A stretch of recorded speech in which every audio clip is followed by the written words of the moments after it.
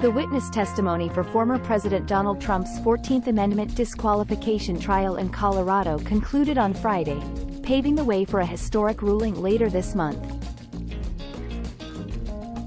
The trial, which lasted a week, included testimony from legal scholars, U.S. Capitol police officers, rally organizers, House lawmakers, and an expert on right-wing extremism. Closing arguments are scheduled for November 15, and a ruling is expected shortly after. The 14th Amendment, ratified after the Civil War, prohibits U.S. officials who engage in insurrection from holding future office.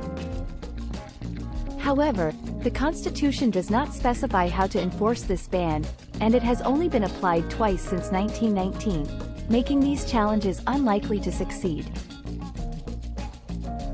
Denver District Court Judge Sarah Wallace, appointed by Colorado's Democratic governor, will hear the closing arguments and issue a ruling.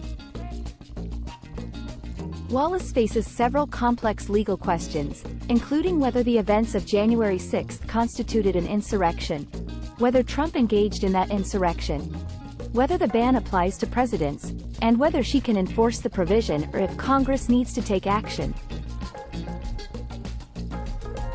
Throughout the week, Wallace has not indicated her leanings. She has overruled objections from Trump's lawyers and challenged a legal scholar who suggested that Congress, not the courts, should decide Trump's eligibility for office. Regardless of the outcome, an appeal is expected. The case is being conducted under a special state law that allows for expedited proceedings, with any appeals going directly to the Colorado Supreme Court, whose justices are all Democratic appointees.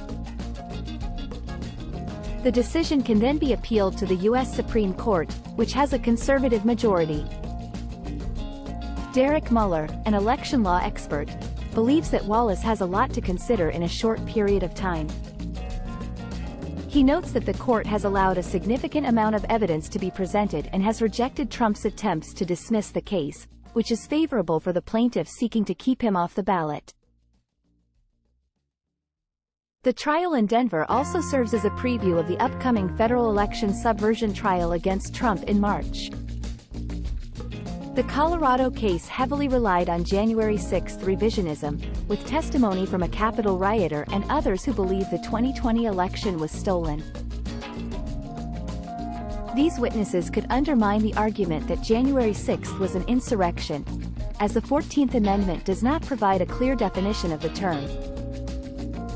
Trump's defense in Colorado argued that his words did not incite violence, pointing to rallygoers who ignored his call to go to the Capitol and those who remained peaceful.